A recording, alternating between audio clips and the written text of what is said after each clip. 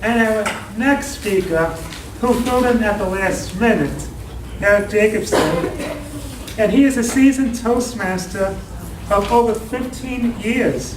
Eric enjoys every aspect of Toastmasters. He has held most all positions as an officer and most enjoys speech contests. Tonight, as a backup speaker, Eric will give a 5 to 7 minute speech titled On the Eights. Please help me welcome ATM Silver and competent leader Eric Jacobson.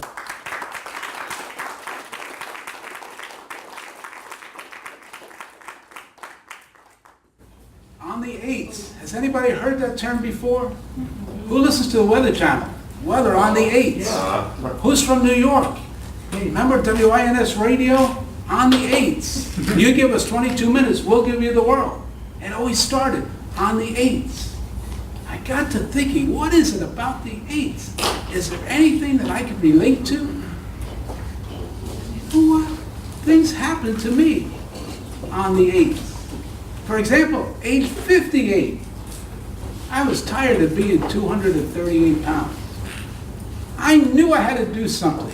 I was diagnosed with something called pre-diabetes. I didn't know what that was. I didn't know if that was something like pre-pregnant or pre-broken leg. But I knew I didn't want it. So I decided at age 58 I was going to drop some weight. And I did.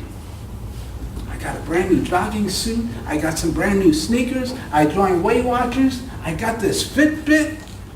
And boy, I decided this was going to be the last time I was going to lose weight. The last time I was a lifetime member for Weight Watchers.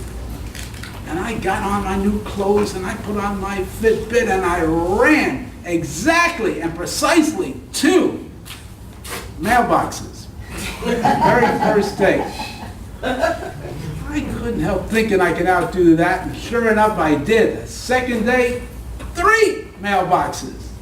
And each and every day I got a little bit further, and weight started to come on. For the first time in my life, I was under 200 pounds when I felt great.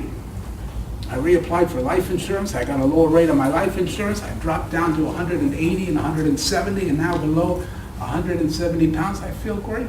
I got a preferred rate for my insurance, and things were looking great. There is something about those eights. I remember at age 48,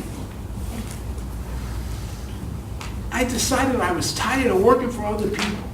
I was tired of signing the back of the check. I was hungry too. I decided I wanted to eat for a living. So I started out a business where I was doing just that, eating for a living. Get a bunch of people together, have a networking event, do breakfast, do lunch meetings, 5 days a week. I got to eat for a living. What could be better than that? 38. What happened then? That's right, I moved to a foreign country. I was living in New York, Brooklyn, Canarsie, top of the food chain. I moved to a foreign country. Fort Lauderdale. I'm telling you, people speak English, but it's a foreign country. I walked into Publix to return a mop that I bought.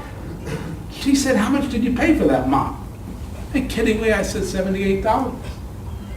Seriously, she gave me $82.40, including taxes, a refund for the mop I returned. It's a different country here. I'd wake up at least once a month to brand new neighbors. Gosh, it got so bad I didn't even know whose car it was in the driveway any longer because everybody else had something there. Even 28, something amazing happened. I married a woman that swore she'd never get married again. Bamboozled, if you want to call it bamboozled, but I would say yes, bamboozled. She said, no, we can date if you like, but I am not getting married again. I'm not good at it. She's right, she's not. At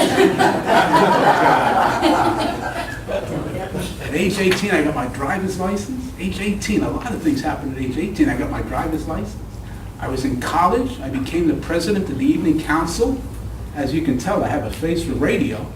So I was even involved in a radio station.